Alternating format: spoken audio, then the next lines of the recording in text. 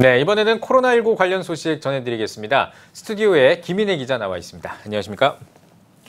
네, 이태원 클럽발 감염이 확산한 이후 두 번째 주말을 맞은 건데요. 지난 주말이 굉장히 중요한 시기였다고요?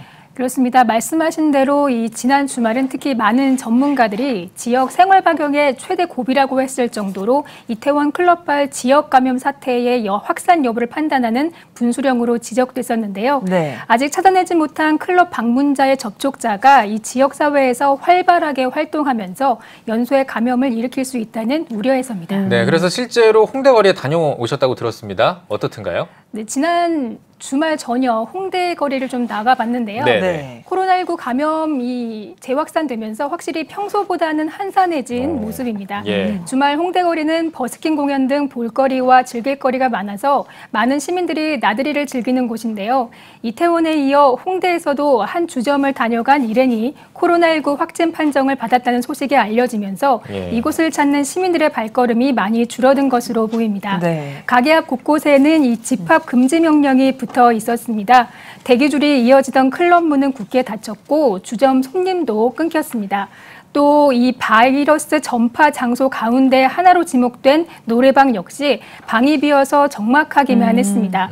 그런데 저희가 확진자가 나온 홍대나 이태원 클럽 노래방 일부를 둘러봤는데 혹여 젊은이들이 이곳을 대체할 만한 다른 유흥지를 찾아갈 수도 있다는 점에서 방역당국은 예의주시하고 있습니다. 네, 또 집단 감염의 위험지로 지목되는 곳이 교회 행사가 열리는 곳일 텐데요. 교회들은 예정대로 예배를 진행했는데 현장 분위기 어땠나요? 네, 대부분의 교회들은 이 온라인과 현장 예배를 병행했는데요. 네. 현장에서는 특히 신경을 쓰면서 이 방역 지침을 잘 준수하는 모습이었습니다. 이날 오전 7시부터 예배를 진행한 여의도 순복음교회는 생활 속 거리 두기 지침에 따라 지난 예배보다 인원을 줄여서 안전좌석 스티커를 부착했습니다. 교회 관계자들은 성도 등록증을 가진 성도들만 예배당 안으로 들여보냈고 입장하는 성도들의 체온도 일일이 확인했습니다. 광림교회도 이날 현장 예배와 온라인 예배를 병행했는데요. 코로나19 확산 방지를 위해 현장 예배에 참석하는 성도들의 간격을 유지하면서 평소 모이는 인원의 절반이 안 되는 숫자의 성도들만 교회를 찾았습니다. 소망교회, 영락교회, 주한장로교회 등 많은 교회들이 사전 예약을 한 성도들에 한해서 현장 예배를 진행했고 온라인 예배도 함께 진행했습니다. 네, 평소에 철저한 방역 지침을 또 잘 지킨 이 교회의 노력이 추가 감염을 막는데 또 한 몫을 한 것 같아요.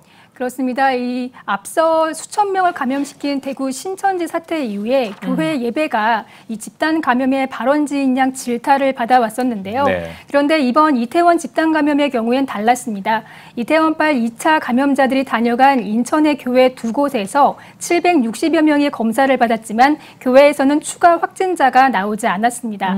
발열 검사에 손소독, 마스크와 장갑 착용까지 철저했고 거리를 둔 덕택이었습니다. 네, 아무래도 가장 중요한 것이라고 한다면 사회적 거리 두기를 철저하게 지키는 거겠죠?